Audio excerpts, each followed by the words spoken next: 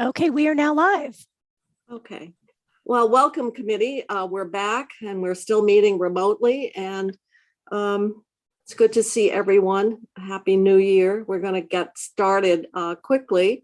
And as you noticed from the agenda, I thought it would be helpful if we could get an update on the funding that's coming to Vermont. There's been a lot of coverage around it in terms of the federal infrastructure bill and the different pots of money and how to, because it's going to have a budgetary impact. So this is more to give us sort of a context and some foundational understanding of the revenues that will flow from this particular piece of federal legislation. So a lot of that gets into transportation, and Chris is going to give us a run through.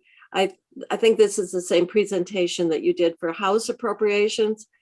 So we're getting the benefit of the same information that the other body has as they're working on their bill. So with that, Chris, I'm going to have you, anything else, committee members, before we get started? Questions or whatever? Just a quick one. Chris, did you get a nice break? Did you get some rejuvenating time? I got some break. Not enough, I know, not enough. But thank you. Yeah. I promised him I wouldn't bother him. You never bother me, Madam Chair. Well, I understand people need a break, and we really haven't had much of a break in this environment. So need to respect a little bit of our own need for some time away.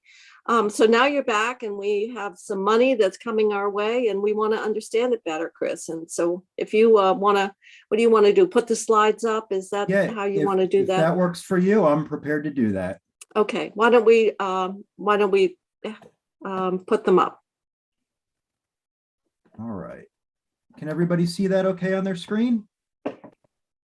All right. Well, good afternoon, everyone. My name is Chris Roop, and I'm a senior fiscal analyst with JFO. Sorry, we're not all together in person today, but I'm looking forward to that day coming real soon. Today, I'd like to provide sort of a high-level overview of the bipartisan infrastructure bill, really with a focus on the transportation sections of it. And I have a few slides I'm going to try to run through and try to stay out of the weeds so we leave some time for questions, because I know you have another presentation coming up right after me to speak to the broadband pieces of the bill as well. So let's start off with a high-level overview of what's in this bill. The official name of the bill, now a law, is called the Infrastructure Investment and Jobs Act, or the IIJA. I'll use that acronym throughout the presentation. If you've been following along in the news over the course of the last year or so, you've probably seen this more colloquially referred to as the bipartisan infrastructure bill. About half of the bill's $1.2 trillion price tag is a reauthorization of the base funding at pre-existing levels. And the other half, roughly $550 billion, represents new levels of funding that are authorized, typically over a period of 5 federal fiscal years. The largest share of the new funding, roughly $284 billion, is dedicated to transportation. That's really what I'm going to focus on today. But the bill also contains sizable investments in other non-transportation forms of infrastructure, such as broadband, electric and water utilities, climate resilience, cybersecurity, and environmental remediation. Something very important to keep in mind is that most of the funds are moving through new or existing funding streams that have their own rules and regulations. So this is not like the CARES Act or the ARPA bill, where the federal government sent states a large chunk of money up front with a lot of discretion on how to use those dollars for pandemic response. Instead, this bill looks a lot more like what we're used to seeing coming out of Washington: funds with specific allowable uses and match requirements.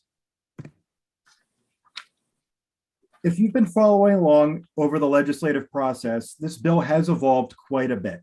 It started as a $2.6 trillion proposal and has been scaled down through the congressional process. This graphic on the right just gives you a sense of what was in the original proposal and what was ultimately left out or scaled down in the finished product. A lot of the elements of the original $2.6 billion proposal were taken out of this bill and moved into that separate reconciliation bill that Congress intended to pass on a parallel track, but that still has not passed yet. You can see here that the final law still invests in things much broader than transportation infrastructure, though, and also contains some significant investments in carbon reduction, electric vehicle infrastructure, and climate resilience, which I'll get into in a few slides. Let's start looking at the transportation investments at a high level. This bill contains $110 billion above base levels for roads and bridges, and $11 billion above base for safety. The largest source of federal transportation funding to states is through the Federal Highway Administration, the FHWA, Federal Aid Highway Formulas. These formulas have increased substantially over the previously authorized levels in the FAST Act. The federal fiscal year 22 levels are approximately 20% higher than the FFY 21 levels. And by federal fiscal year 26, the funding levels will be roughly 30% higher than in the federal fiscal 21 levels. There's also two new formula programs created, one aimed at carbon reduction and another at climate resilience. Another very notable addition is a new $40 billion investment in bridges. Most of this money will be allocated to states through formula, with a small state minimum of $45 million a year for 5 years, or $225 million total. Other funds will be made available. Chris, on a Chris, competitive basis. then Vermont would get the small state minimum, That's correct. okay, of 45 million over 5 years. That's correct. 225 total, and we'll also be eligible to apply for competitive pots of money. Okay. The bill also contains $66 billion nationwide of new funding for rail. This represents the largest federal investment in Amtrak since it was created 50 years ago, and a great deal of funding is dedicated for Northeast Corridor modernization. Funds are also available for intercity passenger rail, grade crossing, safety, and infrastructure improvements, but mostly on a competitive basis. Airports are also expected to see $25 billion nationwide of new funding, with most of the funding channeled through the FAA's Airport Improvement Program. Vermont's expected to receive about $28 million over 5 years, and most of that money will go to the Burlington Airport, with smaller allocations going to the smaller state-owned airports. Ports and waterways will also receive approximately $17 billion of new funding nationwide, but that money is obviously not quite as relevant to Vermont as it is to other states. Let's look at a few key climate-related highlights in the transportation bill. The bill contains funding for competitive grants for zero-emission and clean school buses. The bill also contains a brand new $7.5 billion funding stream for EV charging infrastructure. $5 billion of that total is expected to come to states through formula, and we expect that will bring $21 million over 5 years to Vermont. There are also competitive grants for charging infrastructure, and EV infrastructure was added as an eligible surface transportation block grant use. Public transit is slated to see $39 billion of new funding, and FFIS expects Vermont transit providers will see about $83 billion over 5 years, an increase of $22 million over the FAST Act levels. Within the bucket of public transit funding is additional money for low or no competitive grants for the purchase of zero emission or low emission transit buses. Vermont has successfully applied for these funds in the past. There's also two brand new FHWA formula funding streams. One aims specifically at carbon reduction. We're expecting Vermont will receive approximately $33 million over 5 years through that funding stream.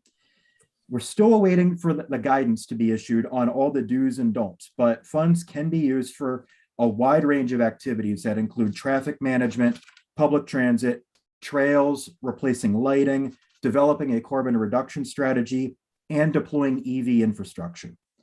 Another new FHWA funding stream called Protect will support climate resilience measures to make our infrastructure better able to withstand the impacts of climate change. Like with the carbon reduction funding stream, we don't yet have all the guidance for this new program, but we will expect Vermont will receive approximately $37 million over 5 years. This chart is really hard to read, but it's easier to magnify on an electronic version. Here you can see just at the top how the $303.5 billion of Highway Trust Fund contract authority is allocated over the next 5 fiscal years. The vast majority, $273 billion of the $303.5 billion total, comes to the states through FHWA formula funds listed in that very top blue box. But you can also see that there's a plethora of competitive programs that states are eligible to apply for. The chart shows you which funding streams are new, and the F or C indicates whether it's a formula or competitive funding stream. But take note of the federal match requirements too.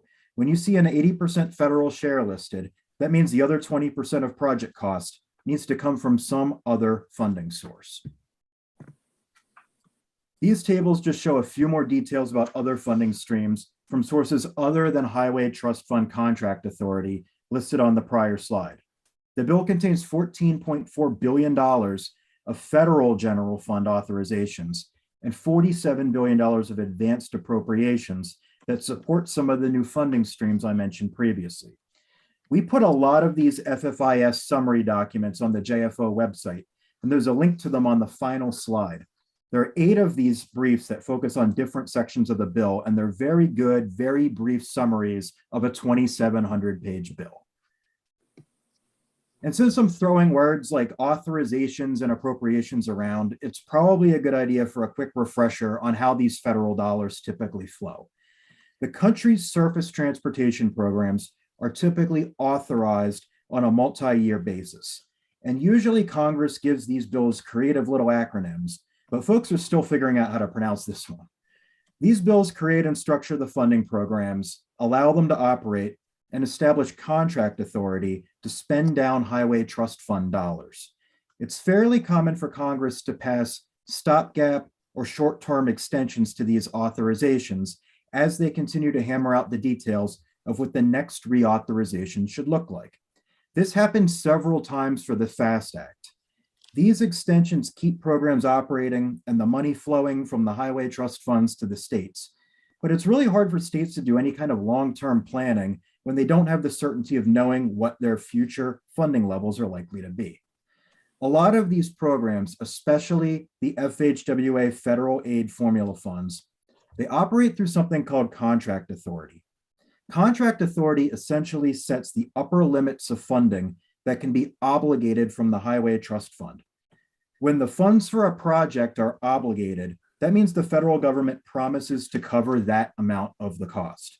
But sometimes adjustments are made to these obligation limits to control expenditures.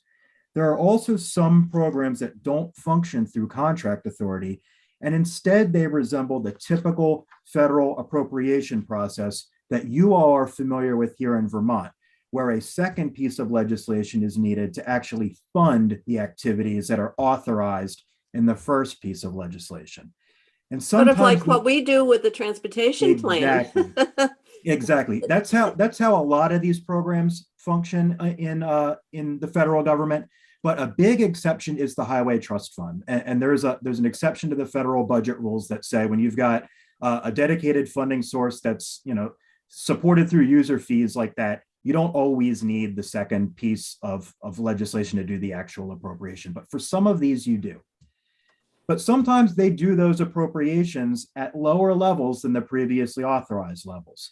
So as you saw on a previous slide, this bill contains some advanced appropriations to fund some of the authorized activities, but not every authorized activity is fully appropriated yet. Something very important to highlight about these transportation funds is that virtually all of them require a non-federal match. The rule of thumb is that the federal share is typically 80% of a project cost, but there are some exceptions. For example, the federal government will cover 90% of the cost on an interstate project and up to 100% of the cost for certain safety activities. The match requirements often depend on what's being funded and where the project is. And here's a quick example of how a non-interstate bridge on a federal highway, on a federal aid highway, like Route 100 or Route 2, would require a different non-federal match than a project on an interstate like I-89. And again, these numbers do not signify a lump sum of money that the US DOT sends to the states up front. Rather, these programs operate on a reimbursement basis. So if Vermont is given $100 million of contract authority, that means it can obligate and draw down up to $100 million over a period of time. So the state effectively obligates the funds, does the project and incurs the expense, and gets reimbursed by the federal government for the federal share. States have a significant amount of flexibility for when and how they spend down a lot of these formula funds. Timing is a big consideration. Remember, projects often take multiple years to advance through the process. So to accommodate this, the federal government allows FHWA formula funds to be obligated and drawn down for several years after the year that they're made available.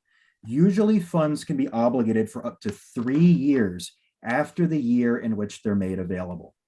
States also have the ability to flex some of the formula funds between different funding streams, and tools like Tapered Match are available to help states with the timing of when the federal government picks up various shares of the cost for a project. We did a tapered match. Last year, was it? We did the tapered match? It was 2 years ago, I believe. Two years ago? It was the year before I came here. Okay. Yeah. And So- the tapered match allows you, if you've got a project that overall is going to be funded 80% at the federal level, it allows the federal government to pay, a greater share of upfront payments, and the state would then pay a greater share of later payments, as long as the total project cost ends up being within the federal match guidelines. My main point here with getting into the weeds like this is that you should not think of these funds as use or lose by June 30th, the way we typically think about the state budget. Instead, we should really also think over a multi-year period, because the timing of when federal funds are made available often differs quite a bit from the timing when they are actually expended. So can I just ask? Yeah, go ahead. So if you go back in that 3 years and you draw down the money, so are you saying this is, instead of on a yearly budget basis, it's a 3-year period? And if at the end of that 3 years, we don't use it, we lose it? That's generally right. Yeah. So every year, whenever you pass the transportation bill, you're going to be approving projects that spend federal money that was authorized in more than one previous year. So it is very important to have a sense of what is being made available and the time frame in which you have to obligate and draw down the funds. Because to Senator Westman's point, if a state does not draw down all of its funds, those funds typically are made available for other states to scoop up. And my understanding is Vermont has done that successfully in the past. We've been good at that. Yeah. And Yeah, I we've just don't- been the scooper. Yeah, I just don't want to lose it. It's not 1 year, but it's a 3-year thing. Okay. It's really, when you think about it, it's 4. It's 1 plus 3 at the end. Okay. So you've often heard the talking heads in Washington talk about whether this is a 5-year bill or an 8-year bill. This is kind of this is the nuance there, that you may have 5 federal fiscal years worth of funding, but it's available for 8 years to actually spend. Thank you. So It makes me wonder, Rich, if we've still got some earmarks floating around from when Senator Jeffords was. Absolutely, because Yeah. we had that. Yeah. Yep. So most of Vermont's transportation funding, as I mentioned, comes through the FHWA formula funds. And here's just some high-level bullet points and some links about these various funding streams that you can peruse at your convenience.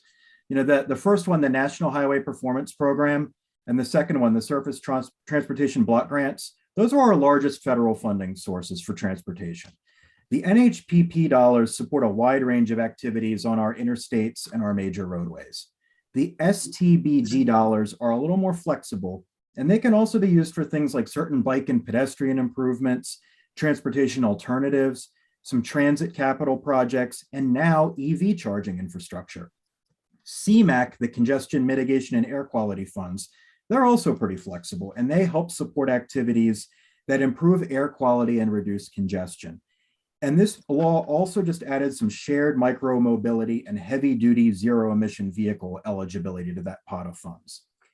The other funding streams support freight related projects, safety, and planning. And as I noted earlier, there's those two brand new streams for carbon reduction and climate resilience.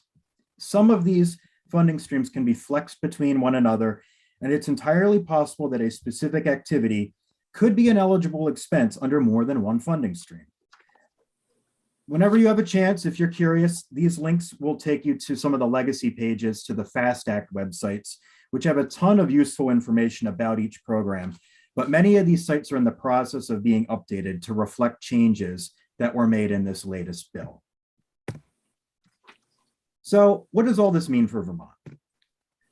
Based on the estimates we've received from FFIS and from the federal government as they trickle out, we expect at least $2.2 billion will be coming to Vermont from formula funds. $1.4 billion will be coming through the federal aid highway formulas over 5 years, which I've been talking about mostly throughout this presentation. And that is a substantial increase over the previously authorized levels in the FAST Act. We're also looking to see $225 million, that small state minimum, for the bridge replacement and repairs through that new formula. $21 million for EV charging infrastructure, and that could support 110 to 130 new fast chargers. We're also going to see at least $100 million for broadband, which you'll hear more about in a few minutes. Approximately $83 million for public transit, according to FFIS, $355 million for water infrastructure, $28 million for airports. And these totals just reflect the formula estimates. Vermont will also be eligible to apply for a wide range of competitive grants to fund specific projects and initiatives. Overall, when you factor in the increases in FHWA formula funds, this new bridge program, and the EV funds, we're looking at approximately a 53% increase over FAST Act funding levels. Here are the FHWA apportionments Vermont received under the FAST Act compared to what this new law is expected to bring. Federal fiscal year 21 is omitted because the FAST Act operated under a 1-year extension. So we should just compare 5-year periods to one another to compare the apples to apples. But you can see that all the formula funds are showing significant increases in federal fiscal 22 over fiscal 20 levels. And funds increased by roughly 2% a year in future years. But overall, we're looking at just shy of $1.4 billion of expected formula funds in the next 5 years. Now let's take those federal formula funds and also add the new bridge formula funds, transit funds, and EV charging to the list.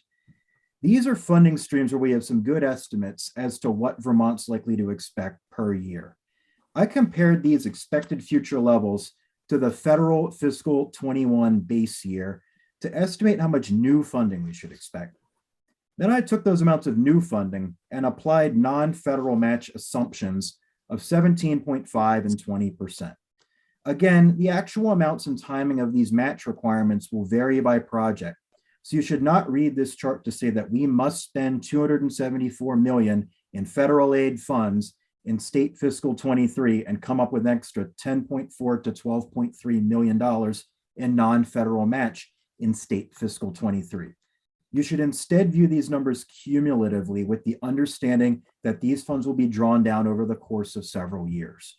But based on the amounts of additional federal money we are likely to receive from formula funds alone, our additional non-federal match requirements could be at least $109 to $127 million over a 5-year period of funding authority that can spread across an 8-year period.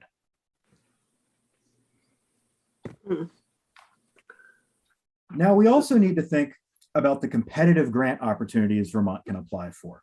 This bill really contains a wide range of competitive grant opportunities, more than we've seen in a lot of the more recent surface transportation reauthorizations. There's several dozen different competitive grants that states can apply for. This chart, which I'm not going to spend a lot of time on and goes on into the next page, just gives you a sense of a few key highlights of what types of funding are made available and what is new. With the, these work a lot differently than the formula funds, because with the formula funds, we have a good estimate of what we're likely to see made available. And the state often has more flexibility with what they'll spend those dollars on and when, as different projects move through the construction cycle. With the competitive grants, on the other hand, you're typically submitting an application for funds to do a specific thing. There's less certainty regarding how much you may ultimately get, or when, or for what. But the competitive grants also typically have match requirements too.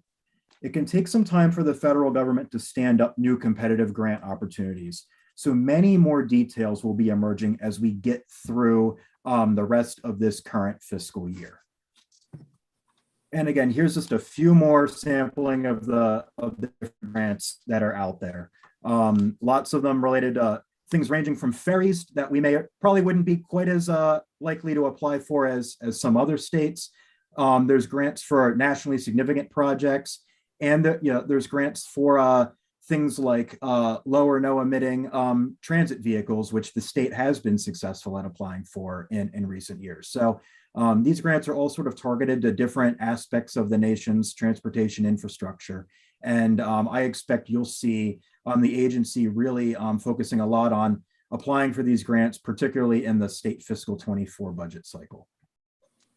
So we do have, Chris, we do have people that look after all these grants, and is it set up so local governments can apply, or is it just for state governments?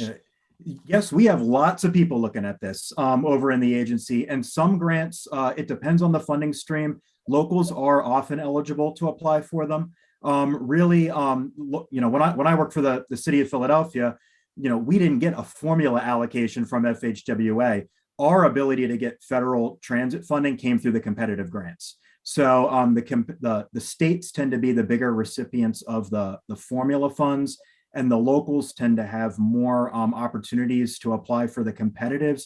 But there are some programs, particularly if they're aimed at things in rural areas, that require the state to coordinate those applications, because there's a recognition that a lot of small governments just don't have the capacity to do those kind of complex applications. So like our regional development people should be onto this? Exactly. Those are the folks who pay a lot of attention to this. Yeah. Yeah, I'm sure they do.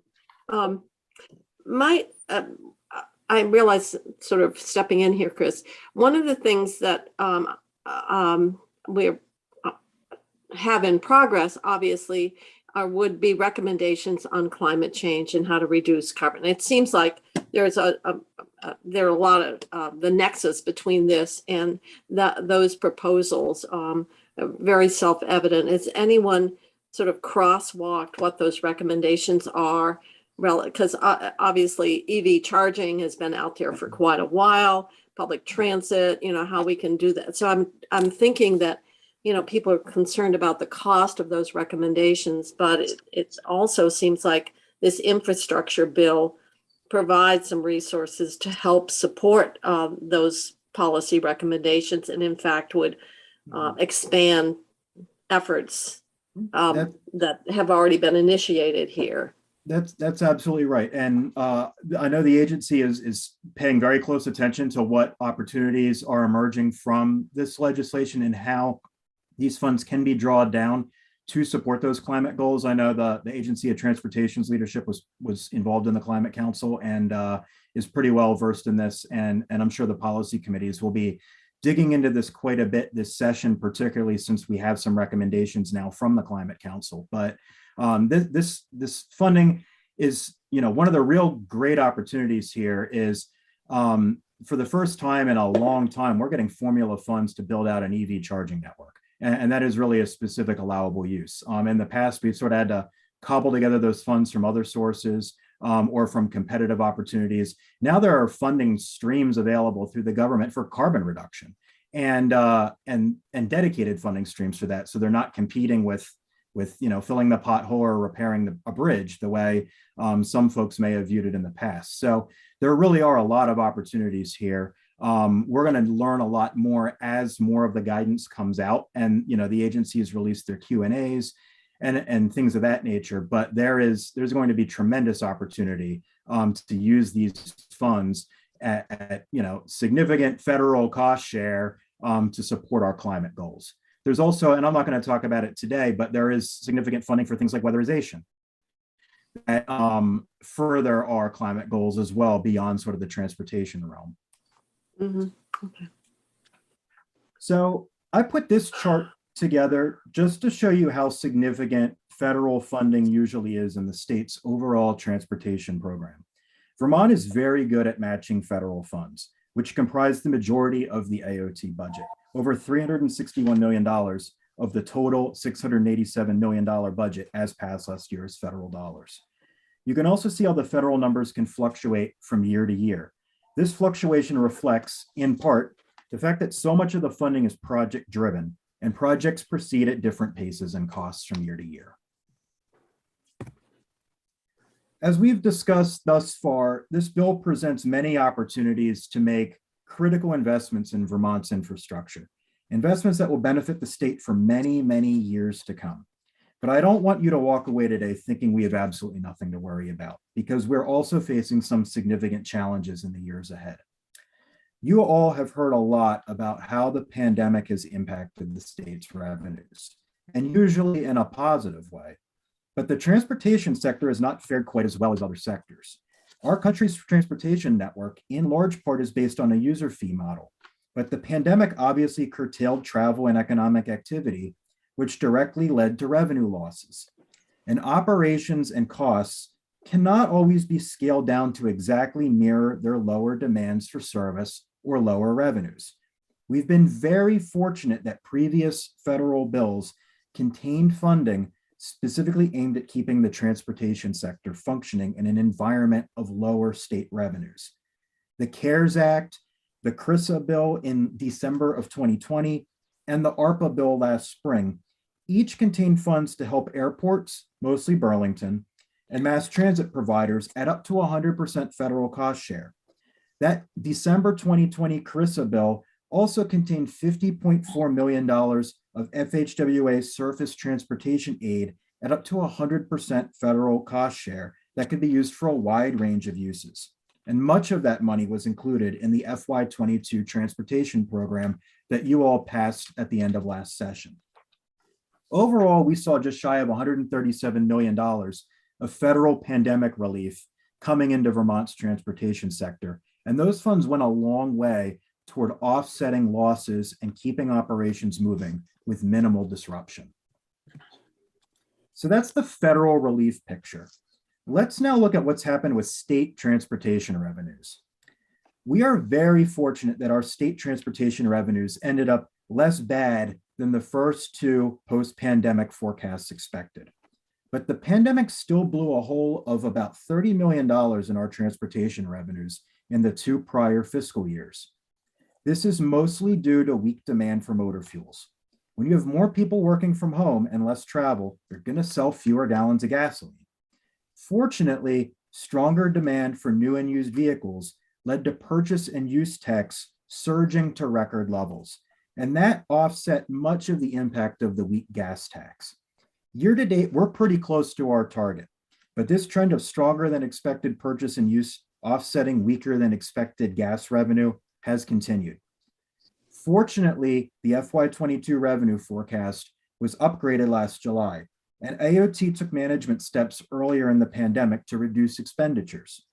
The combined impact has resulted in just over $23 million expected on the bottom line of the T fund at the end of FY22 prior to any BAA adjustments. This will give the state a bit of a cushion to carry into future years to help us meet these higher federal match needs. But a real cause for concern is that the current revenue forecast expects transportation revenue growth to flatten out in the years beyond FY23. We're going to want to keep paying attention to how gas tax revenues behave, given the trajectory of the pandemic and retail gas prices, as well as what demand and inventory levels could mean for vehicle purchases. This chart compares the most recent revenue forecasts. You can see the impact the pandemic's had on state transportation revenues. The yellow line shows the January 2020 pre-pandemic forecast and gives you a sense of what folks thought the world would look like before COVID-19. The red line shows the August 2020 forecast, the first one after the pandemic, and the green line shows the January 21 forecast. The black line shows the actual collections, which dipped down considerably in FY20 before increasing again last year.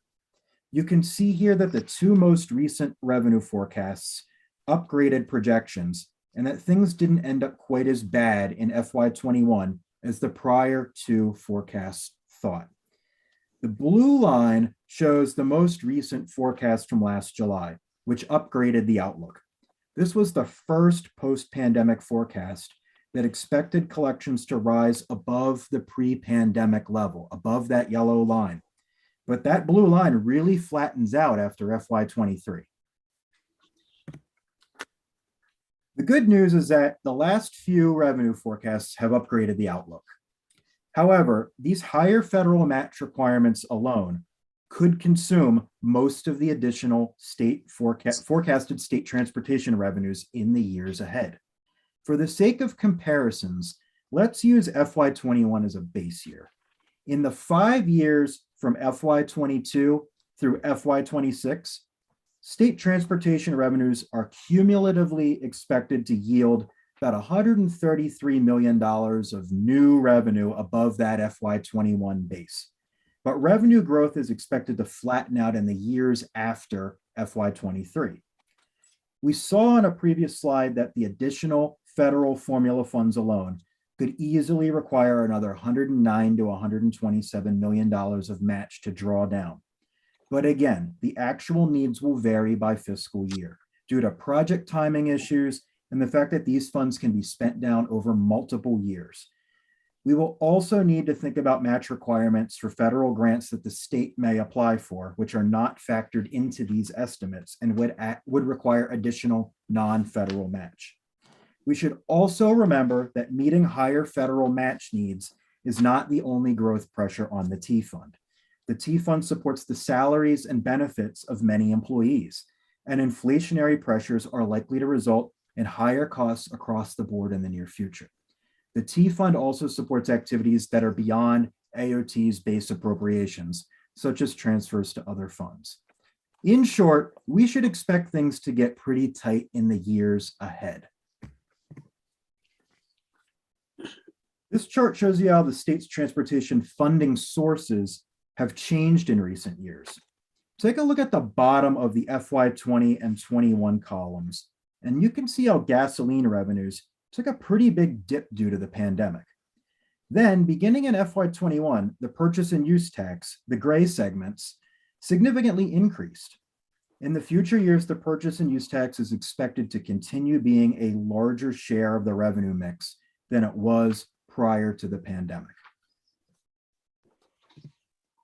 There's an enormous amount of stuff contained in this 2,700-page bill, and I've just scratched the surface today. But what do you as legislators need to keep in mind right now? First off is the state's ability to meet its future match requirements, especially in the years after FY23. Our revenues have trended in a positive direction recently, but there is no windfall, and we will want to keep paying attention to how these revenues trend as the state continues to recover and reopen from the pandemic. We will also need to try to be strategic with our use of scarce state funds to leverage federal funds in order to maximize the levels of investment and impact, and also plan for meeting match requirements for competitive funds. A big part of this thought process is understanding the opportunity costs of using our federal and state funds. We may be able to identify more than one source of funds to accomplish a priority, but we also need to understand the impact of that money to do X instead of do Y. Inflation is a big consideration across the board. We need to pay attention to the extent to which inflation can eat away at our purchasing power. Labor costs, workforce availability, contractor capacity, and supply chain challenges are all factors that could be significant. We're seeing a ton of money flowing into states at the same time. And those states will all be trying to draw down from a talent pool and supply chain that isn't going to expand instantaneously. We also need to always be mindful of the broader economic recovery, since factors like fuel prices, interest rates, travel, and discretionary consumer income all impact what we will collect in state transportation revenues. We'll also want to pay attention to the volume and timing of projects in the pipeline, since those determine when we will need to spend down those federal dollars and when we will need to meet our match requirements. And as we've seen from other large federal funding bills, it's going to take some time for the federal agencies to actually implement this bill. They need to issue revised guidance, FAQs, stand up new competitive grant programs, issue funding awards, et cetera. And they're doing this while states are also trying to finalize their fiscal 23 budgets. So we should expect some adjustments here and there in the months and the year or so ahead. We should also make sure that all those authorizations contained in the bill ultimately get fully funded by Congress. I provided some summary resources here that you can peruse at your leisure. We've had some great, our great partners in Washington through FFIS and organizations like AASHTO put some great summary documents, NCSL as well, about this bill. And when we see things come through that we think are useful, we try to put them on the JFO website. And if you are coming into Montpelier at all and have a long drive home, AASHTO actually did a really good 30-minute podcast that gives you a high-level overview of the bill in a way that's pretty entertaining and engaging, and in a way that I wish I could be one day. But as you think about this and you have more questions and you want us to explore some more specific ideas, please reach out. It is a huge bill. There's a lot of rabbit holes we can go down, but I want to make sure that we have time to answer your questions if we haven't already. So thank you. Okay. I'm gonna pull it back up. Okay. One of the things that we asked for in the budget last year was for the administration to provide us with what have been foregone revenues because of not raising fees. And obviously, transportation is one area where those user fees have a significant impact on the revenues into the T fund. And normally we would update the fees on a 3-year cycle for inflation, and we have tried to clean up because we found some that hadn't been raised for like 20 years. So do we have that report now from the executive branch that outlines what those fees would have been and what have been, in essence, that is a tax, when people are talking about it, that's actually a tax break in the form of the revenues that would ordinarily flow for that purpose. Do you know if we have that report, Chris? I do not know, but I will ask my colleagues and see if they know. All right, because that it's not only transportation, but that is certainly the big one. Rich Westman knows that from being on transportation, what those revenues mean and those fees mean into the bill, but also it's Act 250. There's a lot of permits in A&R, et cetera, that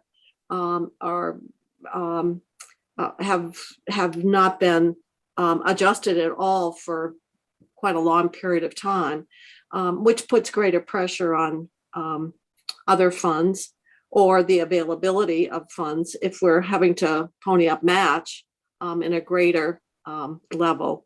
So I just want to remind the committee, sometimes we put in things and then it's hard to remember all that we've asked for, but that was one where we really wanted to get a sense of what has been the result in terms of the revenue impact from on the fee side. So I think that's important. Senator Westman. When you're done with this, I have a question.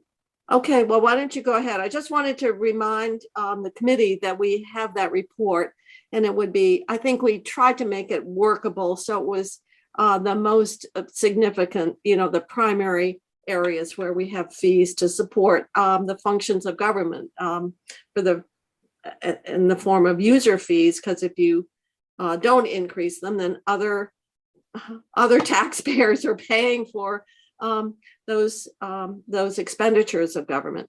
So go right ahead, Senator Westman. So, Chris, and I'm sure, I don't know what kind of work has been done on, but there's significant efforts here for the reduction of carbon, which I support wholeheartedly.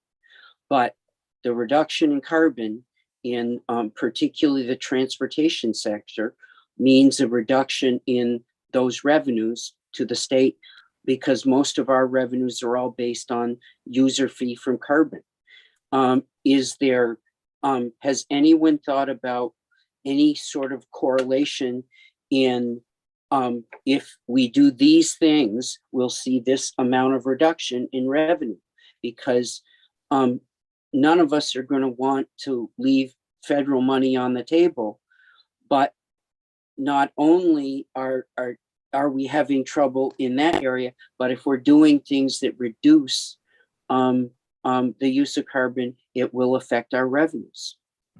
Now that's an excellent point, and that is something that probably every state nationwide is studying right now. I know VTrans has been working on a report on some ideas and recommendations to capture revenues from vehicles that use alternative fuel sources and therefore don't pay the gas tax. There is a provision in this federal bill that creates a path forward for federal coordination with some multi-state pilot programs to look at road user charge type of revenue capture. As you can imagine, in a small state, it can be tricky with how do you capture funds across borders, and that's really sort of the sticking point that a lot of states have wrestled with. And this is something that is getting renewed focus. And there are some states out there that are looking at what happens about how do we phase out the gas tax entirely. So I think we're a little ways away from phasing out the gas tax entirely. It still is a very, very large generator of revenue for the state, but the trend has continued that over the last 15 years or so, it's become a smaller and smaller generator of revenue because fewer gallons of gas are being sold. EVs and non sort of unconventionally fueled vehicles have gained market share in the state significantly over the last few years. There's still a small share of the market, less than 5% of the vehicles on the road. So this is something that is very much going to be an issue of greater importance, certainly in the years ahead, because as you saw from that one slide with the revenue forecast, while it's expected that gas tax revenue is going to rebound a little from the pandemic low as people start traveling a little more and getting out of this hybrid environment, it is not forecasted to be a significant growth source of our revenues. And I don't think any state out there really thinks that the gas tax is at this stage the sort of wagon to hitch ourselves to, and that as we naturally progress through lower reliance on these traditional fuels and just being more efficient in general, we do need to find a way to make up for that somehow in an equitable way. So I have a second question to after that, but I would just say Joan and I were in England in October, and the Ford Motor Company mentioned in England, it was all over the news, they've committed to everything that they sell in Britain for a pleasure vehicle will be electric by 2020. We're already past 2020. I mean, Yeah. 2030, excuse me, 2030. So we're talking, 8 to 9 years from now, they're talking about every vehicle. That my second question is, has anybody in transportation, and do you know, talked about capacity to do this work? If we're dumping this much more money in, there's only a limited number of contractors out there. and a limited number of people doing the work, and they need time to gear up. And 3 years is not a very long time. That's something that we just had a brief discussion about in transportation this morning. And and Chris had it on his slide too. It's a supply chain and it's Yep. workforce. Yep. And those are key considerations, the extent to which some of that will unplug, so to speak, as we get further out, hopefully. But it's going to be a topic of discussion, just like the revenue replacement. As you know, we've been talking about it. Should we do a add-on to a registration fee that would, be equivalent to what would have been the gas tax paid? So there are different models. Or can you do vehicle miles traveled and do it based on mileage between inspection? But that's a whole year, and that could be a big, chunk of money all at one time. So it's not a huge chunk probably, but so there are a number of things being pursued, but you're absolutely right. Our old tax base has got to be totally overhauled. Well, partly I asked the question at that point to follow up on yours, because we haven't raised fees or registrations or anything in so long. And those are, so as we take a look at all of that, in transportation, the easiest way to raise fees is on the backs of existing things that we know how to do. And registration fees are a piece of that. Mm-hmm. You're right. Registration fees pretty easy to administer. Senator Sears, Well, and then Bobby. Senator Sears, you're muted. You're muted. Oh, I'm mute. I'm unmuted now, I hope. you are. Chris, can we take in, is there a way to take into account the impact on consumers of the huge increase in energy costs, particularly gas and fuel oil?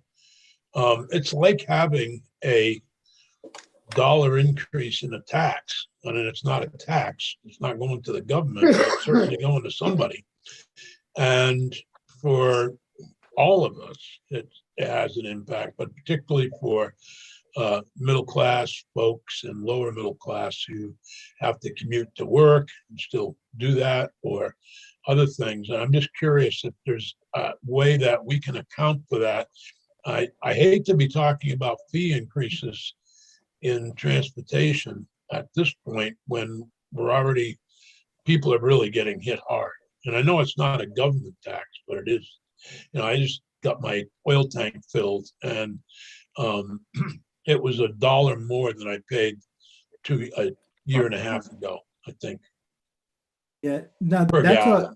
that is an excellent question, Senator. I have not done that kind of accounting, and I think it would be a pretty big project. I think one thing that's really interesting about energy prices right now is, if you take a look at the CPI, and we talk a lot about the CPI as being sort of a measure of inflation that is relevant to sort of a lot of average people.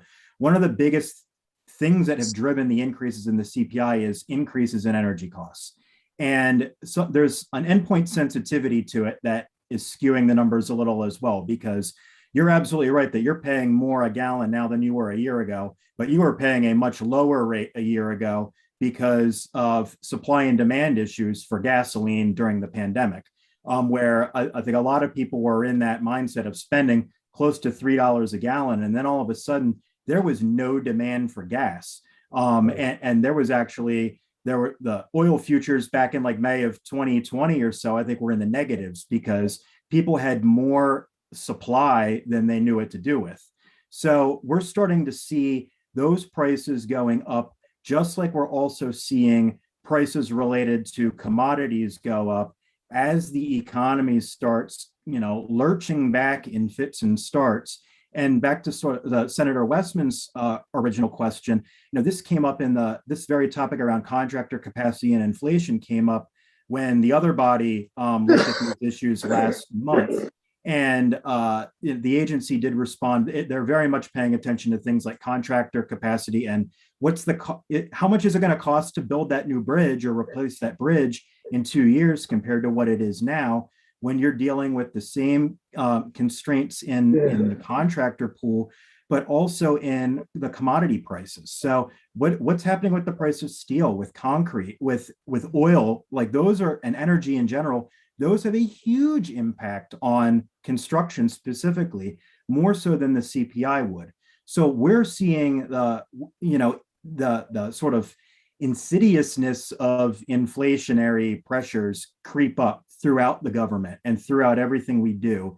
And it really does remain to be seen when these effects will start to subside as the supply chain gets a little back to normal, as the energy supply chain starts normalizing, and when consumer behavior starts getting a little bit, right now, supply and demand has just been so out of whack. And as things start coming back in sync, what will be the lingering impacts of that inflation, and what will be the sort of more transitory ones? Is gas going to stay the price it is forever? Probably not. There's always going to be those fluctuations in the world market. Are labor costs going to be as transitory as some people think? Probably not. I think that's going to be an area where we're going to see inflation stick around for a while. But whenever you have 50 states out there that are all doing a whole lot of infrastructure improvements around the same time, there's only so many suppliers, there's only so many contractors, and there's going to be some hiccups in the short term. And I think every state is going to be dealing with it. It's not going to be unique to us. My second question has to do with rail. And I love trains. Before the pandemic, we used to go to New York City, go to Montreal, whatever, going over to all New York and, taking the train. And it's easy transportation, much easier than driving, certainly to either of those cities, and much easier than flying. I always, if I can use the rail, for example, I've saved, I don't have to wait around at the airport, get there an hour and a half before my flight leaves, and then wait for it to be canceled or delayed. But I'm wondering about we can invest a lot in rail in Vermont. I'm wondering about the ridership. What is, I took what was going to be, what would have been the Ethan Allen from Albany down to New York City. Coming back, almost everybody got off before they went to Rutland. So I really don't know if we have the ridership to invest heavily in commuter rail in Vermont. I'm curious if there's been studies done about, that type of investment. I know it sounds great to everyone, but I'm a little, I'd love to have it from Bennington to Burlington, for example. But I'm just curious about whether we've done a study on how many people are actually going to ride through it. Yeah, no, that's a great question. And from what I've heard, since they restarted the Vermonter, which is a little more closer to my end of the state, the one that runs from St. Albans down along the eastern side of the state to New York. From what I've heard, when they restarted that daily train, the ridership has been very, very strong. And there's a lot of excitement, I know, in the Burlington area for the Ethan Allen's service extension to run north. And I believe that is still on schedule to happen, I think, later in this calendar year. But there are. I mean, we'd love to have it to Bennington too, but I know there's huge problems with the rail upgrade between Rutland and Bennington. There have been, Yeah, I know the agency has done some studies on some limited commuter service in the past. I'm not sure what the most recent was, and I'm not sure if it was down in your corner of the state, but there is money in the bill for expansion of commuter rail services on sort of a competitive basis across the country. But I think you're right that ridership is always an issue with these competitive applications. We certainly do have some limitations and bottlenecks in our rail infrastructure here. We have a state with a lot of twisty single track, and that can really create some capacity constraints and some really high costs at modernization. But I can tell you that in city, this again, going back to the pandemic, if you take a look at what's going on in commuter rail in any major city, even in the cities where people really use commuter rail a lot, you see an awful lot of empty trains. And it is because people have not yet returned to the workplace. And I think a lot of transportation planners in major cities are paying very, very close attention to what is going to happen. Because just speaking from my experience in Philadelphia, we saw like a 90% drop off in our commuter rail traffic. That has not recovered fully. And you look at the clientele that typically uses commuter rail, tends to be folks who are commuting into a dense urban environment for an office job type of thing. A lot of those people are still working remotely. So I suspect it's similar in Senator Ballant's district as well, as we've got a lot of people who recently moved here that are now not even commuting. They're doing it by broadband and other ways to work. And they're really, the price of housing has gone sky high. But, they're able to work in their pajamas from Vermont and be on the internet, whatever. Well, business they're you're in. teeing us up for our next presentation, and we have Maria Royal. I realized that. I realized that, Senator. I think,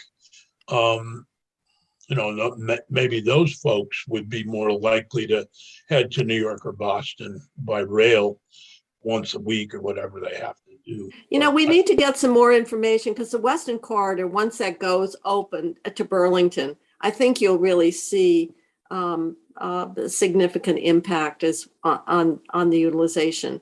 And I imagine we can probably see there's got to be some estimates on that, Chris, somewhere. So let's see if we can see what that looks like, Dick. That's a good point.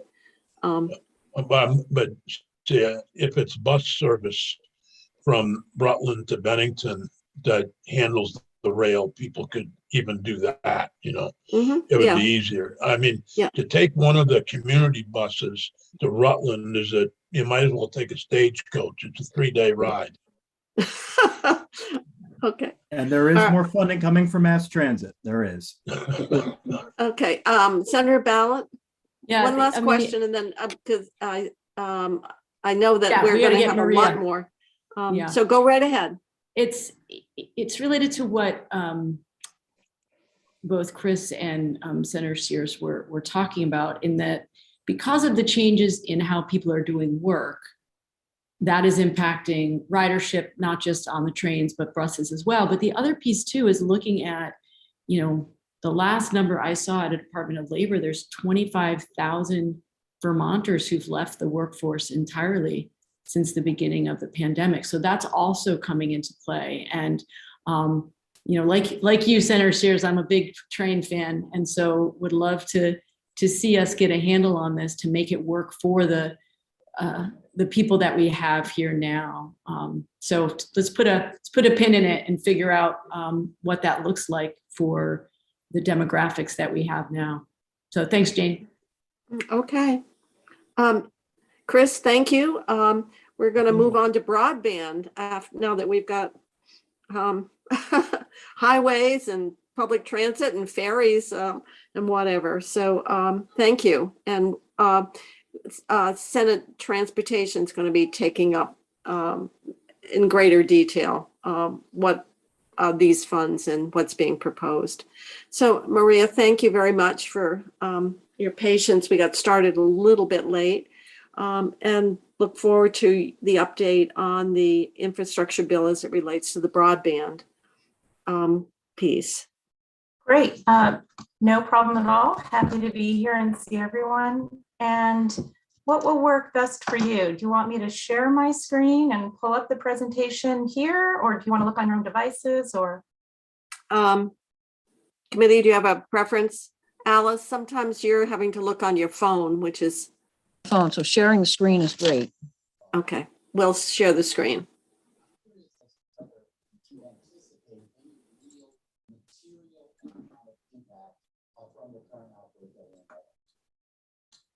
At this point, I do see it affecting supply chains small amount, but we're not expecting some sort of. I think if Maria's testifying, I can't hear her. I can't either. You can't hear me at all? Now we can. Now we Now we can. can. Oh, great. Okay. And how about, can you see the presentation now? Yes. Yes, Okay, and it's on full screen mode? yes. Terrific. Okay, so Maria Royal with Legislative Council. Nice to see you all. And as Senator Kitchell just said, I'm going to be talking about broadband and the funding that's available in the Infrastructure Investment and Jobs Act. And the way I'm going to proceed is just give a very quick overview of prior federal funding for broadband and how the state used that money. Really brief overview. It's actually only going to take up one slide of my presentation, but just to remind you, refresh your memory of some of the steps that you've taken so far with federal funds that have been available. And then I'll go through the specific money that's going to be available through the Infrastructure Act. And just again, kind of setting the context in terms of that new funding. There are really three categories that broadband funding falls into. Deployment, which is actually construction of broadband facilities. Digital equity, which is making sure that all individuals have access to broadband, have the devices and equipment that are necessary and the skills to use the internet. And then finally, affordability, that there are affordable options available. And that's going to be addressed primarily in the form of a subsidy that's available to consumers. So that's an overview of what I'm going to be presenting today. And this is the one slide that's going to deal with the prior pandemic funding.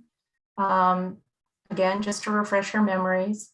We still just have the cover slide. Have you moved to a second one? I have.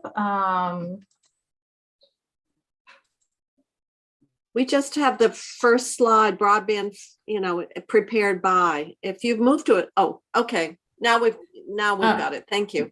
Maria, you Yeah. also might want to turn off your screen can you do it for your, you keep freezing is what I'm trying to say. Okay, so maybe I'll stop my video. Yeah. Okay, that might help. So right now, are you looking at prior pandemic funding? We're looking at table of contents.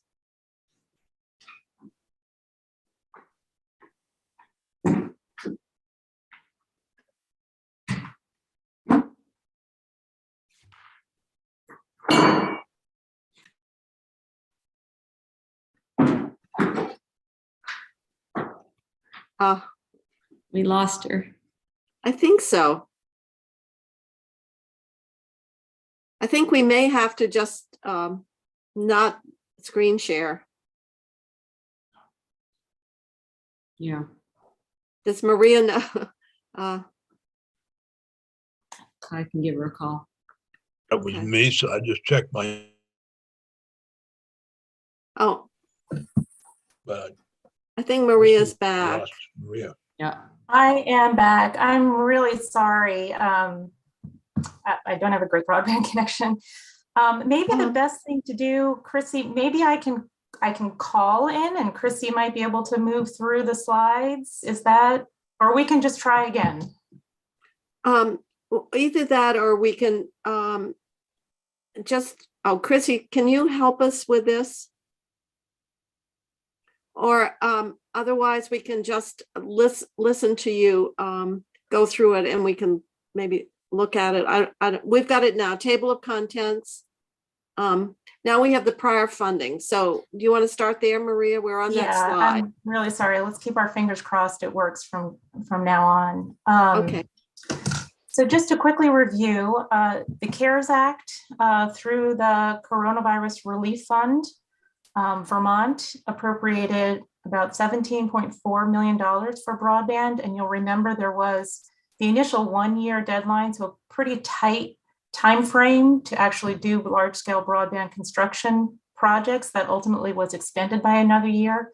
But you did things like line extensions, assistance to consumers for their costs of line extensions. You had a temporary broadband subsidy that you put into place, and you also appropriated money for recovery planning related to broadband projects. Then there was the Consolidated Appropriations Act in December of 2020, a year ago. There was a new federal program, the Broadband Infrastructure Program, and there was also the creation of a new federal subsidy, temporary subsidy, available to consumers for broadband services, the Emergency Broadband Benefit. And I'm just highlighting that a little bit because there's new federal funding to make this now a permanent program. So there will be a permanent broadband subsidy available to consumers, and we'll talk about that later on in the presentation. And then the biggest pot of money for the state was through ARPA. You appropriated last year $150 million in Vermont, and that money went into the Vermont Community Broadband Fund to be distributed by the new board, the 5-member board that you created. And that is for everything from pre-construction expenses to construction expenses and planning and facilitating, primarily CUDs and small, either working alone or in partnership with an ISP, and also the smaller telecom providers in the state. So that work is underway. Christine Hallquist is the executive director of the board, and no doubt you'll be getting an update on where they are soon. I'm also just mentioning, you're familiar with under ARPA, the Capital Projects Fund. That will result in about $113 million coming to Vermont. Broadband is an eligible expense, but obviously you're going to have lots of demands on that funding, but I just wanted to highlight it here. So are you now looking at the Infrastructure Investment and Jobs Act slide? Yes, Excellent. we are. So with respect to broadband, one of the findings, there are a number of findings in the act, but probably I think one of the most significant ones I've quoted here: access to affordable, reliable, high-speed broadband is essential to full participation in modern life in the United States. And that provides kind of the foundation for all of the programs that are then created and funded through this act. The total funding for broadband specifically is $65 billion nationally. And again, that funding goes through 3 categories: deployment, digital equity, and affordability. And we're going to start looking at the deployment funding streams first. So there are about 4 kind of financing funding streams for deployment. And we're going to look at each one of these as well in greater detail. But just to kind of, again, provide context and make sure we're all familiar with the terms, most of the money, about $42 billion of that $65 billion, goes into a program designed to fund last mile infrastructure. By last mile, these are the connections that go right to the house, to the end user, right? That's in distinction to middle mile infrastructure, which are kind of the major transmission lines that connect towns, states, et cetera, but consumers don't hook up to middle mile. This is for the providers to connect their various networks. So there's funding, most of it for last mile, some funding for middle mile. And then in addition, there are appropriations to existing programs. And we'll talk about those. Those are programs through the Rural Utility Service in the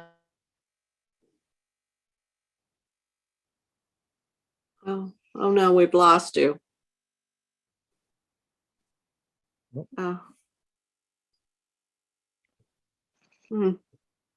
Looks like our whole system went down. Yeah. And we were talking about the importance of broadband and internet. Yeah, reliability. Maria must be up here in the kingdom or something. I She don't needs know. one of those last mile connections. Yeah. She's Um, in Washington Village area, I think. I did notice, while we get her back on, Washington Electric newsletter had talked about the bond, how they would use the low interest funding that's available to utilities and how it would work. So it's interesting. We passed legislation that would, remember, permit that. And Yep. I don't know whether other utilities have proposals underway, but obviously Washington Electric is right out there proposing to use that funding stream to get to expand broadband access to their customers, which frankly they need to manage electrical consumption, Yep. with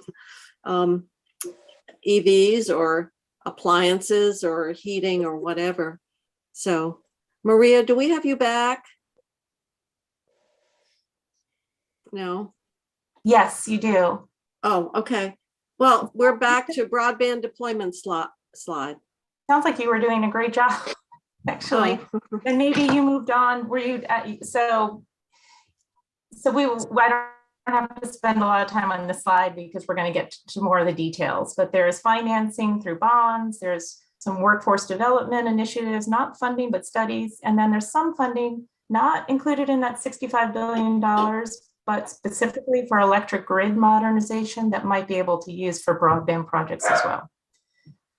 So in terms of the last mile infrastructure, the program that you'll hear the most about, or that approximately $42 billion is going into, is called the Bead program, the Broadband Equity Access and Deployment Program.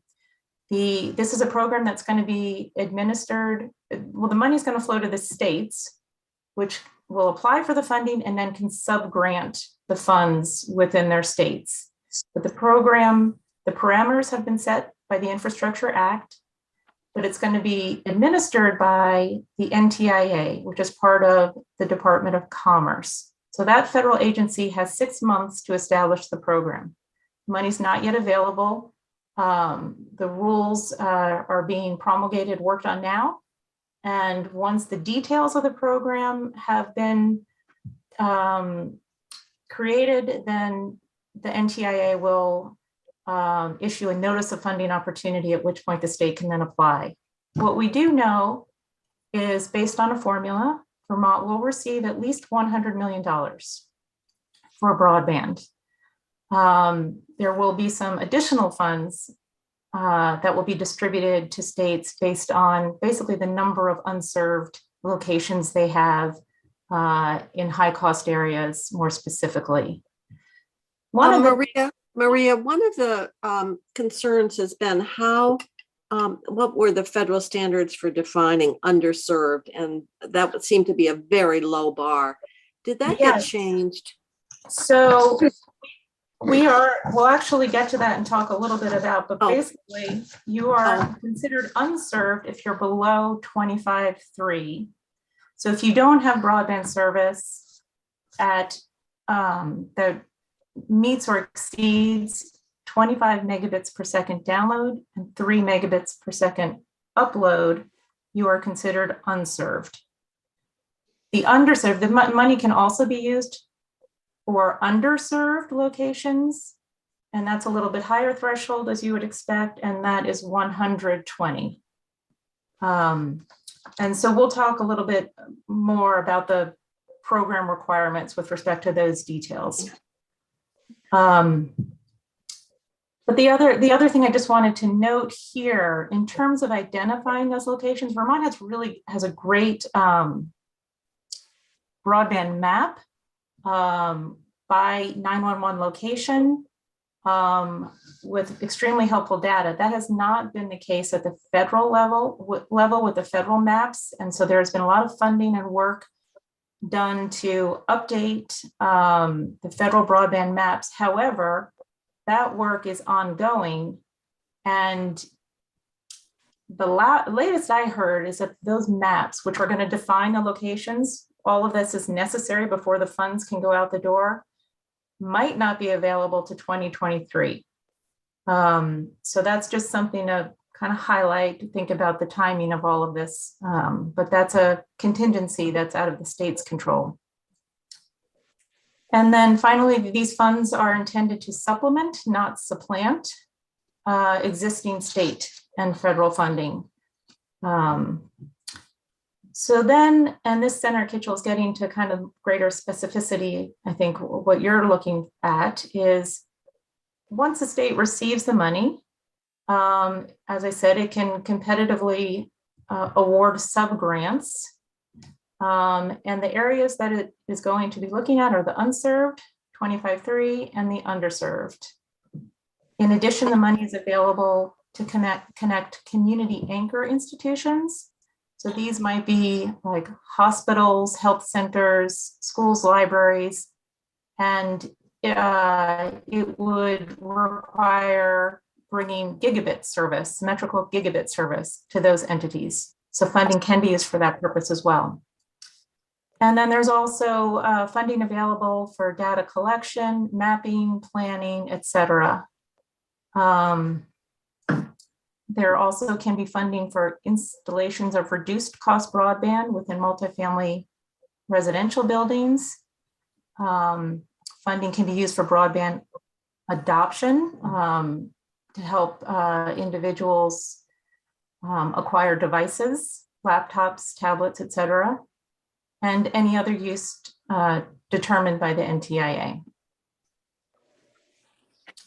In terms of additional priorities and requirements of the program, obviously, first the unserved are considered a priority, then the underserved, then the community anchor institutions.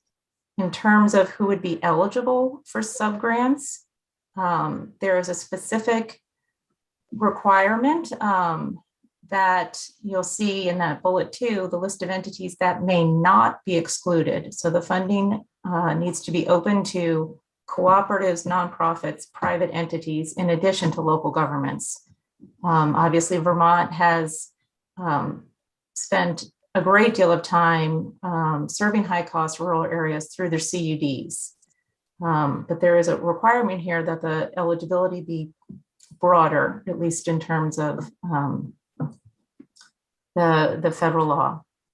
And then in terms of additional priorities for broadband projects that serve counties that have persistent poverty or high poverty rates, the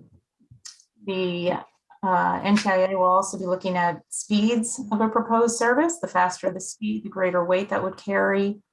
The completion data, that's construction completion, like how long it would take to build the products. And then compliance with federal labor and employment laws. There is a matching requirement of 25% for these broadband projects, except in high cost areas. But in terms of meeting that matching requirement, you can use in-kind contributions. You can also use prior federal funding for broadband. So to the extent you have other funding available, you can use that to meet the matching requirement. So would ARPA be permissible? I believe so. Okay. I believe It's just so. like we could use the CRF for matching. I believe so. I will confirm that, but it's written pretty broadly, but. All right. All right. Because obviously matching, if we have a variety of different areas all requiring matching, could add up to Yes. a significant in total. All right. Yeah. So then in terms of what would be built with this funding, the service requirements. So the provider would have to provide or at least offer 120 service to each location in the service territory that wants it. There is a latency requirement. This is not bandwidth. This is the amount of time it takes for data to upload and download. And the federal law specifies that that latency must be sufficiently low to allow reasonably foreseeable real-time interactive applications. So Maria, you spent a lot of time next door in Senate Finance, and they've talked about the standards. Is 120 and 20, is that consistent with what they have Well, talked so about? I'm really glad you asked that question. And this is really interesting, and it'll be interesting to learn what kind of latitude the state has. So what you have been funding with ARPA is service that meets 100-100. Okay, all right. That's what I was thinking, that wasn't. So, and right now that's really fiber. Mhm. So that's where your efforts have been going. I think there may be a few exceptions. I'm trying to remember now if in the latest law you did have some exceptions, but really you've been looking at funding 100-100 service. So the way the federal law is written, you have to provide at least 120. That doesn't necessarily mean that the state can't, I don't think, can't require a higher threshold, but that's not really clear yet. That's certainly something that the NTIA will be looking at and providing greater clarity. Thank you. Yep. And then also with this funding, you have to offer, the provider has to offer at least one low-cost broadband service option. That's not defined yet. And that is something that the state will define in consultation with and working with the federal agency.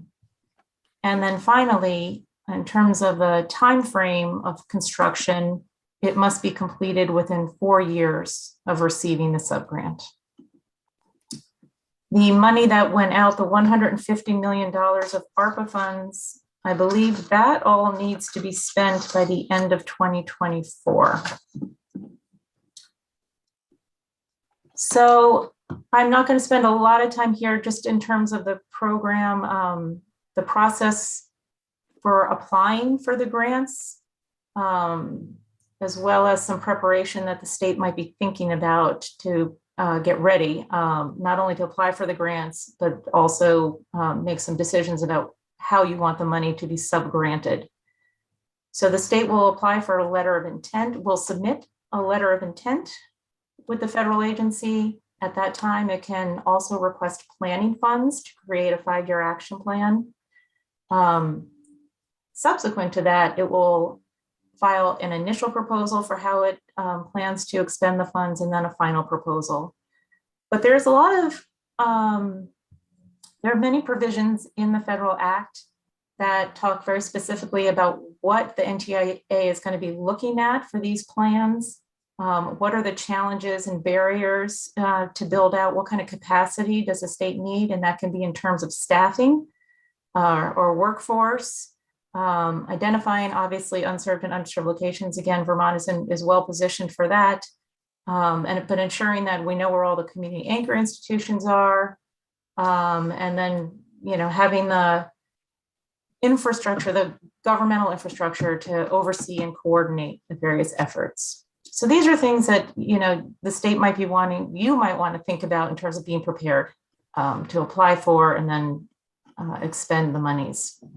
So Maria, one of the things that I think I'm struggling with is what is required here, how it aligns with what we have, because we spent quite a bit of time, and I think Senator Brock was talking about like a 10-year, and that was a broader plan. I think it might have been a more inclusive plan, and I think it was more like 300,000 or something.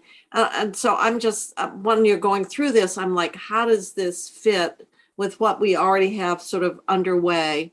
And so to me, that's going to be a kind of a challenge, because our memories maybe others are better than mine in terms of what did we finally put in place? How do we fund it? What were the parameters, and how does it align with this new funding stream? So that's my one comment that's floating through my brain around alignment or where we've got some disjuncture that we have to deal with. Yes, and I think some of that will depend on what the final rules are for the program and how much latitude the state has. So if you can simply supplement what you've already set up, right, then you can just continue to fund those projects that otherwise might not have been funded. But what complicates this even a little bit more is, in addition to the funding that you've allocated through ARPA and this new funding that's going to go through the state to subgrant, there are other federal programs such as RDOF and the Reconnect program that are also funding unserved. So there is a real challenge in the area. There are about 50 federal broadband programs, I think. But the big ones are RDOF, the Rural Digital Opportunity Fund, and now the Reconnect program, which Vermont is now eligible for. Trying to coordinate all of those programs and who is being funded and at what thresholds, I think is a challenge. Certainly, so it's good to highlight that, and it's certainly something I'm going to be looking at that I'm sure the board and the department are also trying to identify locations that don't have a funded solution from any source. So in terms of middle mile, it's sort of a bit like Minoan architecture. We add a program sort of over time, and it becomes very challenging to figure out how to get from one place to another or how it all connects. So yes. Well, the board, I would think, is well positioned, as well as the department, to help us with that, because it seems to me that's really essential. And the same thing, we're experiencing the same thing with housing and money coming in, and who's the population eligible and what are their parameters, and et cetera. So it really does take some time to, well, first of all, understand each of the funding sources, the rules, et cetera, to look at it in total. So, absolutely. And I think it was in November, the department gave a presentation before the Vermont Community Broadband Board, where they presented maps and updated statistics where they're looking at just this issue that included the RDOF funding areas and everything. So it is absolutely something that's being looked at and trying to have better coordination information to help you make your decisions going forward.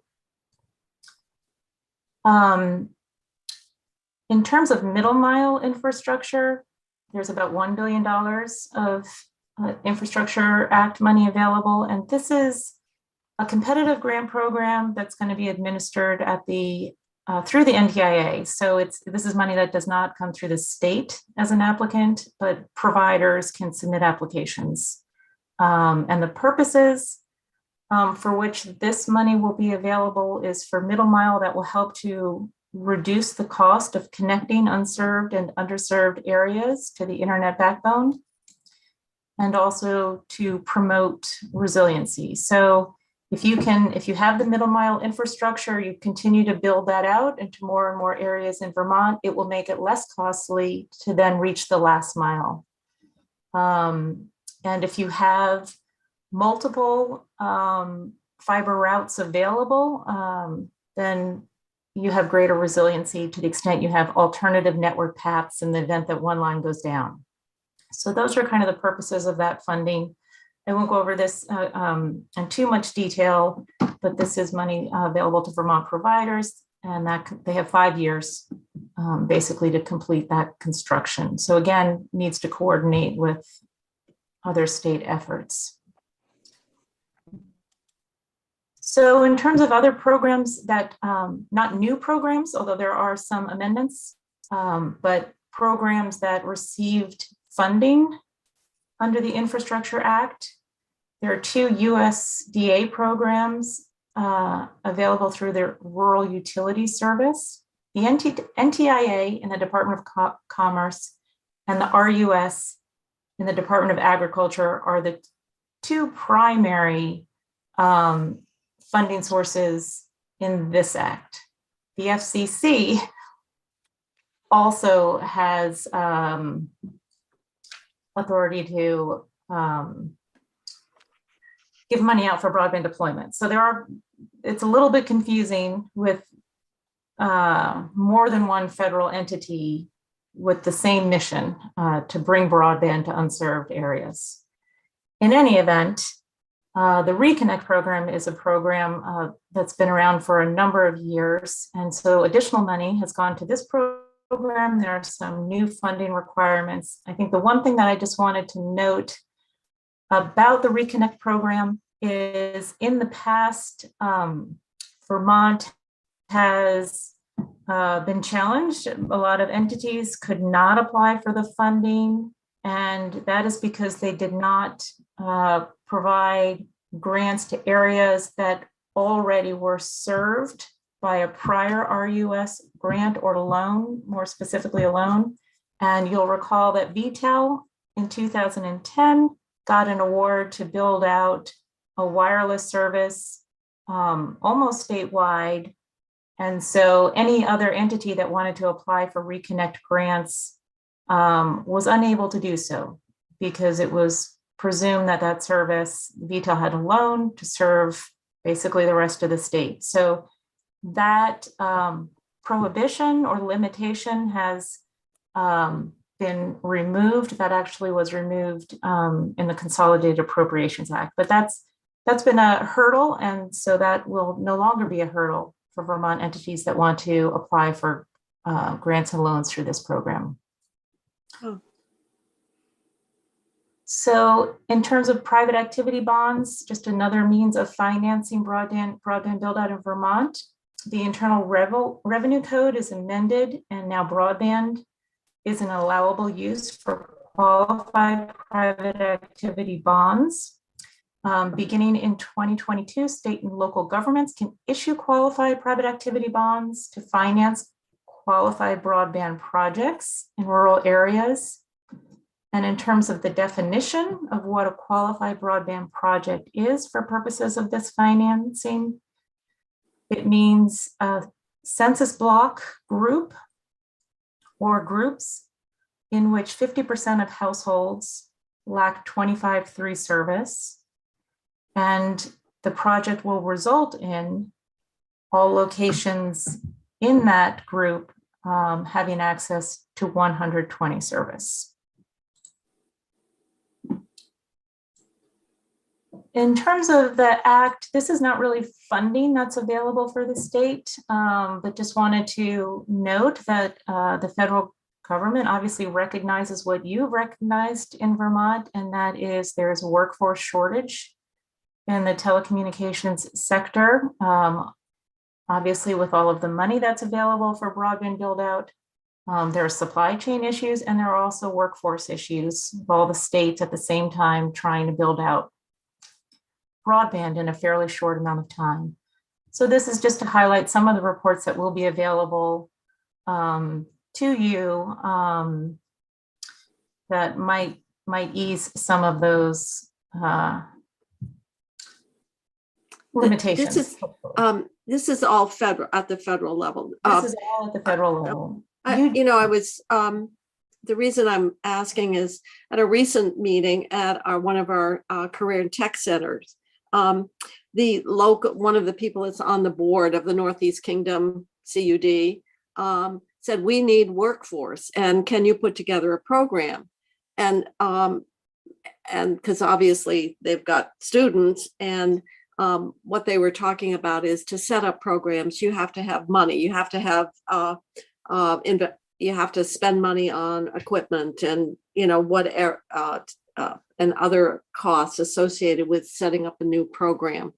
And I was just wondering, is there any within this any available funding to support the creation of these training programs within, say, our career and technical education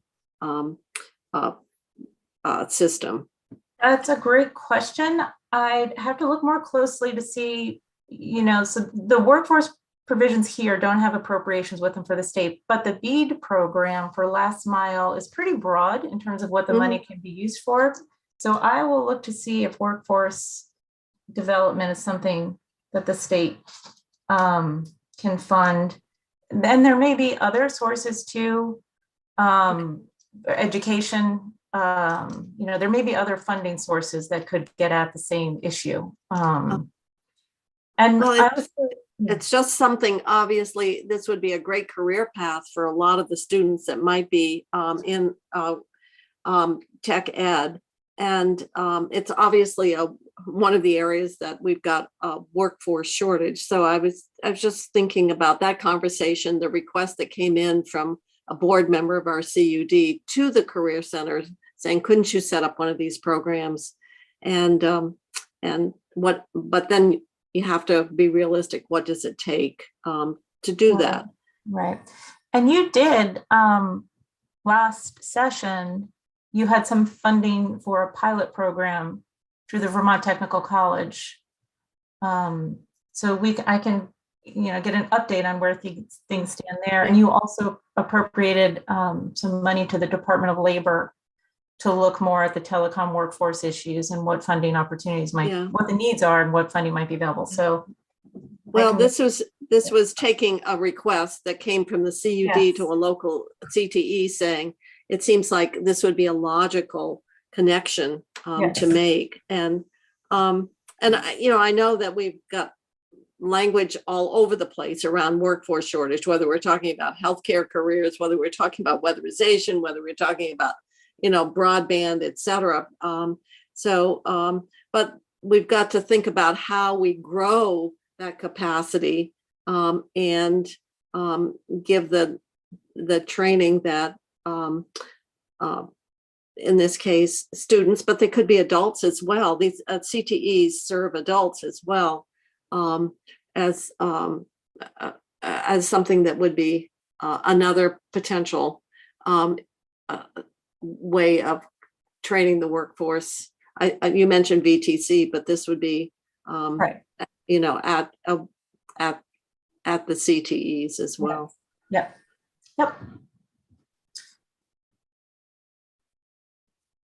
Okay. So again, let me back up a little bit. So there is funding. This is not part of the $65 billion specifically for broadband. There is funding, though, for a number of energy, as climate change projects, but specifically for electric grid modernization. $3 billion for the Smart Grid Investment Matching Grant Program. So this is a program that was created in 2007. Vermont utilities, as part of the ERA funding, received a significant amount of money through the Smart Grid Investment Matching Grant Program. And much of that funding, I believe, was used to fund the purchase and installation of smart meters, for example. So some of this funding of the $3 billion nationally that might be available to electric companies may be used to enhance their communications infrastructure as they seek to better develop their grid management systems, et cetera.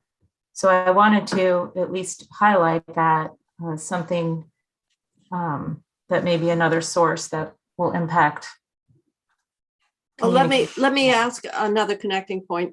Senator Westman, Senator Starr, and there was a presentation from the Vermont Public Power Supply Authority in which they identified projects and what the projected costs would be. And some of them are advancing the infrastructure for smart meters, customer portals, et cetera. So then they wanted to get, but the big chunk was advanced metering infrastructure for projected costs for their memberships, which are the small, more municipal, like Johnson, like Lindenville, Orleans, et cetera. And that was a $12 million price tag. And I did send that request out to the committee. Is this, I'm just trying to connect that request with this potential funding source. Is that? Absolutely. This could be a potential source of funding that they might want to apply for. They would apply directly to the federal program. Okay. But I do have the link there. You'll see in blue. And that describes what are eligible costs. So I would be happy to share that information with the authority, and also look more closely and see if it is something that they're considering. Okay, if you would be willing to do that, I mean, you must know the right person to connect with. Yep, I will do that. Senator Starr, Senator Westman, do you remember the names of the person who organized our meeting? Oh, I'll find out. okay, all right. No problem. It's just more,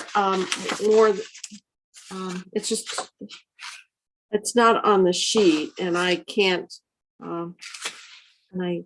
remember. I'm sorry.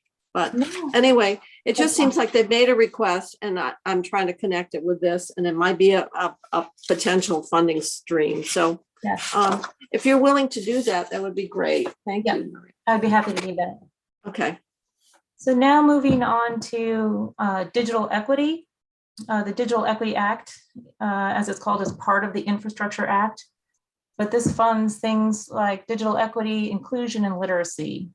So making sure that all populations have access to IT and technologies that are affordable and they have the skills to use them, basically. And the programs, which I'm going to talk about on the next slide, the specific programs, target specific covered populations. And you can see those listed here. And I won't read through all of them just in the interest of time. But in terms then of the specific programs to promote equity, inclusion, and skills, these are basically 3 sequenced programs. So first, there's the State Digital Equity Planning Grant Program. This is money available specifically to the states. The governor is going to select the administering entity, and they're going to receive funds to develop plans to how to make sure everyone is included with access to and use of the internet. Then there's the State Digital Equity Capacity Grant Program, which is basically for implementation of those plans.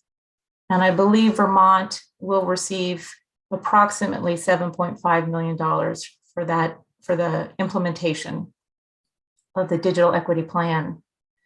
The third program, the Digital Equity Competitive Grant Program, is a program that's open to any entity that has an equity project.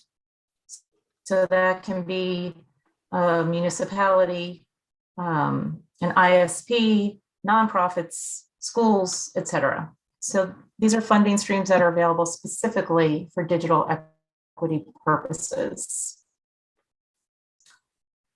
Maria, to go back, And then, Maria, the person that we were coordinated the meeting with area legislators here was Melissa Bailey. oh, okay, great. I know Melissa. Okay. Happy to give her a call. Okay, all right, thank you. Sure. So the final kind of big funding stream related to broadband relates to affordability. There's $14.2 billion available for what is basically a new program, a permanent program called the Affordable Connectivity Program. You'll remember on that first slide, I had mentioned that there was a temporary emergency broadband benefit created with pandemic funding. That is going to be transitioned into this new permanent program, and that is taking place right now. The final rules will be issued this month. So this will provide a subsidy to consumers to go towards their broadband subscriptions up to $30 a month. So reduced from the current emergency benefit of $50 a month. There's money that can go towards the purchase of a connected device. The income eligibility has been increased. And there's just, I've included some other information that may be helpful, kind of just alerting folks to what funding sources are available to them. When you say current lifeline, you're talking about telephone lifeline? I am talking about the telephone lifeline, which was modernized to not be just voice, but also include broadband. Okay. Right? And there's the federal lifeline program, which is modernized, which does include broadband. So you can use the lifeline, which I think is about $9.25 a month, towards voice service or towards broadband subscription. But there is also the Vermont Lifeline program, and that is specifically for voice. There was a goal at the federal level to phase out the federal voice subsidy. And so Vermont wanted to make sure there was still a voice subsidy available. So they were very clear, I think it was in 2016, when all of this kind of modernization of the Lifeline program was taking place, that there would still be a voice benefit available in the state. And I think it's like $4+. So federal and state Lifeline programs. You did create a temporary broadband lifeline program with CRF funds. I don't know what the status is of that funding, which has, I believe, since ended with the deadline. But that might be helpful to learn a little bit more about what the uptake was and what the need was there, and then who will avail themselves of the new permanent grant of, like I said, up to $30 a month. And I just included some of the FCC. It's the Federal Communications Commission that is administering this subsidy. And I included some of the orders there that talk mostly about the transitioning from one program to another. So not really related to broadband funding, there are some other provisions that I just think are interesting to be aware of in the Infrastructure Act related to consumer protection generally. The FCC will be adopting rules regarding a consumer broadband label. So this would be information about a broadband service, what the speeds are, what the price is, making sure that consumers understand what they're signing up for. So if there are teaser rates, what the final rate will be, what is the minimum level service that they're going to actually receive, not just the advertised service. This is something that the FCC is now working on. In addition, obviously, broadband speeds is significant in terms of how we define what the need is for households and who is eligible for funding. So what those thresholds should be. So there's been a lot of debate. So obviously Vermont, you've defined a threshold of 100. Right now the FCC, although the programs fund more than what their current speed is, which is 25.3, it's still less than, for the most part, what you define as, kind of the necessary threshold or what you want to invest your public dollars in. But in any event, there is a report that's looking at what the speeds should be, and that report is due in a year. They're also looking at what's called digital redlining. Basically, if providers in some way do not build out to areas based on income, race, ethnicity, or don't offer their services. This is another topic that has gained some concern and interest. So that's something that will be looked at over the next 2 years by the FCC. And then also the Federal Universal Service Fund. You have a Vermont Universal Service Fund, right? That's that surcharge of 2.4% on your telecom bill, retail telecom bill. There's also a federal surcharge on interstate bills, communications, and that has been a source for years of debate about right now it's just on telecommunications, not broadband service. And so there's been a big discussion about whether it should be expanded and what should the money go for, you know, whether any of those existing programs that it funds should be changed. Anyway, this is just, I wanted it to be on your radar that this is something that is also being looked at more closely. And then in terms of just final thoughts that I had kind of wrapping all of this up, I wanted to remind you of something you said last year in the big bill. You said that between ARPA funds and other federal and state funds, the General Assembly anticipates spending $250 million for broadband development over the next 3 years. You have a state statutory goal of delivering 100 symmetrical service to all locations in Vermont by the end of 2024.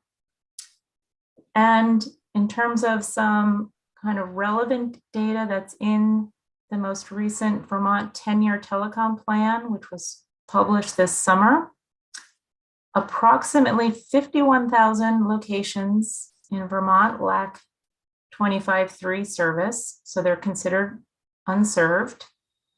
And in that plan, and you can hear more from the department about this because I know there's a lot of variables with the cost estimate, but in the plan, I believe it specifies that it would cost between $362 million and $439 million to bring those 51,000 locations up to 100 symmetrical service.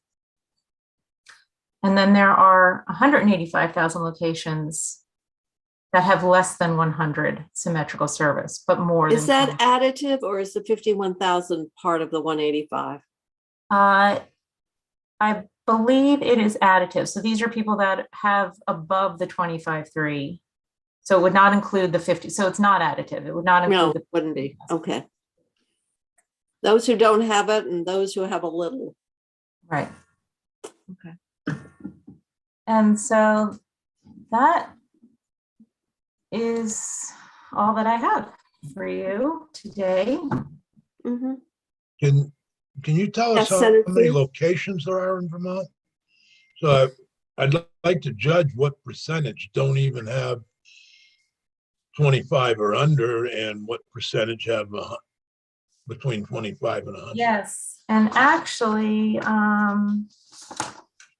That's I mean, probably in the there's plan. 650,000 people, but I don't know how many locations. it is definitely in the plan. I'm just looking. I want to make sure. It's also in our broadband issue brief. We can send that around to the Yes. committee. Yeah, that. Oh, that'd it be would- helpful. Yeah, it'd be helpful if we could get just where are we? Mhm. So are you telling us that, I'm sorry, I should have raised my hand. No, let's go right ahead, Senator Sears. Is what you're saying is that it's going to cost 365 million, and we've only allocated about 265. So we haven't even allocated enough money to do the job. Is that, So here's the thing, and this is why I might check in with the department. So I think there may be some assumptions. That might be the total cost, but that might not be factoring in if the providers also invest. So you might not need to fund the whole amount. You might need to provide enough of an incentive to make it financially viable for providers to contribute and build out. So, but I'm not so well versed in exactly how they arrived at those figures. So I don't want to. And so what you're saying is that would be the amount if the state picked up the total tab, but if the CUDs are doing financing through their utilities, and so there are multiple funding strategies to Right. get to that total financing needed. The broadband board would be the best entity to give us that complete picture to follow up on what Senator Sears is asking. It's definitely the broadband board and the Department of Public Service. And I know they've been working very closely developing these numbers. So. Okay. All right. We knew that the 250 wasn't going to totally do it, but we wanted to set forth a framework of allocation. And at that point, we didn't know what additional federal funds would be available. So so that's probably something that we can take a look at. All right. Any Thank other you. questions of Maria? Senator Westman, did you have one? No, I was interested in how do I create a picture? Okay. And so Stephanie said she'll send out the issue brief. That's Um, a- And I just Joint sent the Fiscal did a brief. number of issue briefs for legislators, because it's really hard to keep all the different funding streams straight and sort of a baseline. So we're getting them on, there'll be one for housing, there's one for broadband. There's, I think a total of 5, was it, Stephanie? Yes, there are 5 of them: housing, broadband, water, economic development, and climate. Okay. Okay. Other questions of Maria? It's hard to imagine this is our first day back and we're already rattling these numbers around. Alice, you all set? Okay. Bobby, you all? I just, I do want to pick up on the meeting that we had, because I believe you attended that one with the public utilities. Yeah, And I think they had one in the Morrisville area, Rich, so. I don't, Yeah, they did have one in the Morrisville area. Okay. I had one with Orleans and those guys, yeah, and then you had one down in Lamoille County. yeah, We had because one in our area also. you did, okay. So Maria, thank you for making a connection with Melissa just to see if there's some opportunities there. Since it was, they wanted to brief legislators in the areas that have those mostly municipal utilities. I mean, it was Yeah. Hardwick, It was all Lindenville. the municipal. Yeah. Yeah, Mhm. that was their organization. Yeah. There was Which we created in statute.